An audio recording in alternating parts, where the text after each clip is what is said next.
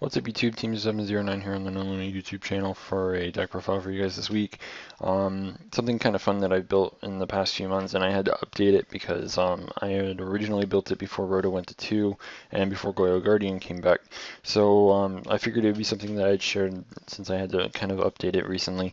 And yeah, so I guess what I would call this is probably Beelze Turbo, even though it's not exactly meant to do that. It can do that though. You can usually, if you draw very, very well, you can get out 2 Beelze, Scrap Dragon, and a Leo on almost turn 1. Again, that requires you to draw extremely broken, but usually I can get out at least 1 Beelze or 1 level 8 Synchro on turn 1. Usually it's Beelze just because it's a little bit difficult to get over as long as you're smart about it.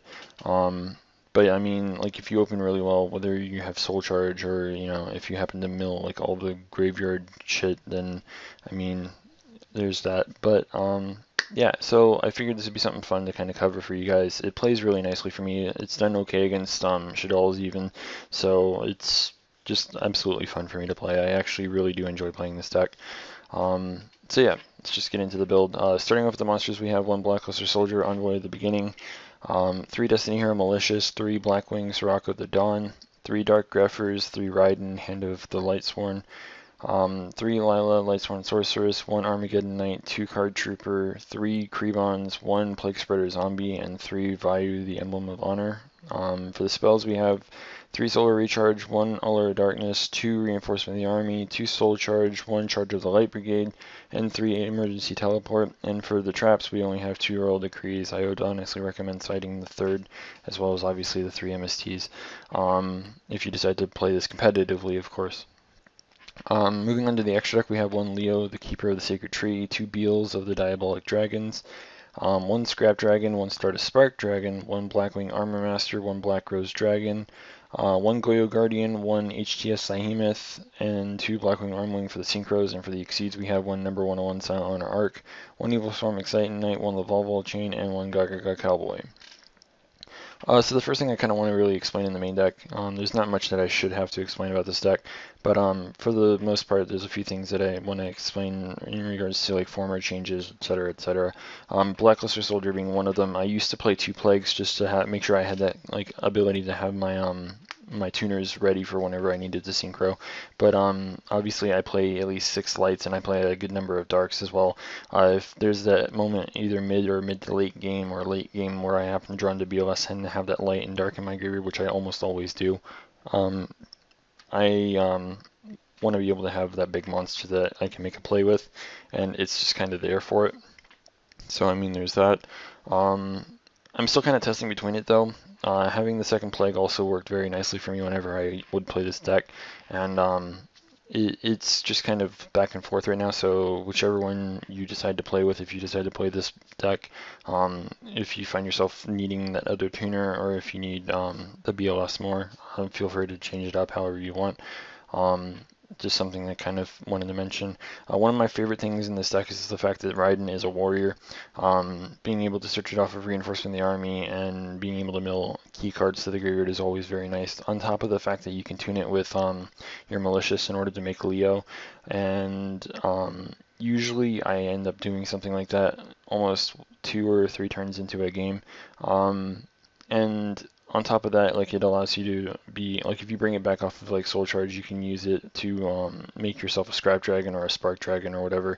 And like, usually I make Scrap Dragon if I already have like Beelze and Leo out. I would just target Beelze with Scrap Dragon, blow up something.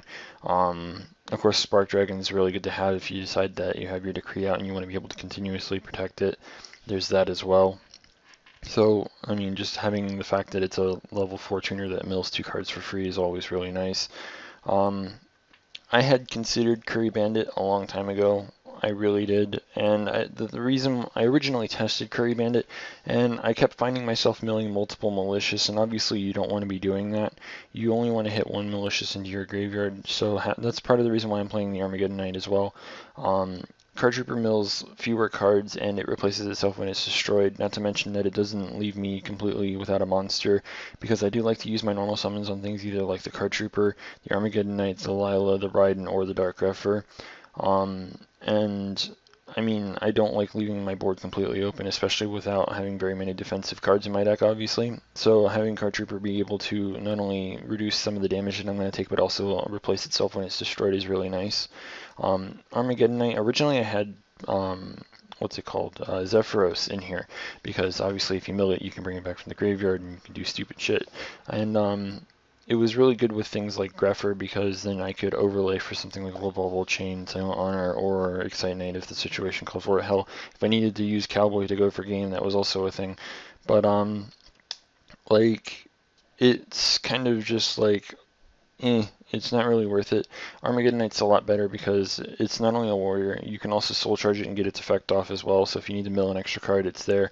Not to mention that if you want to, you can bring back like 2 level 4s, bring him, like him being one of them, send one of the cards that you need, whether it be a Vayu or Malicious or hell, even Sirocco, and then just overlay for the level chain and send the other card that you need to the graveyard.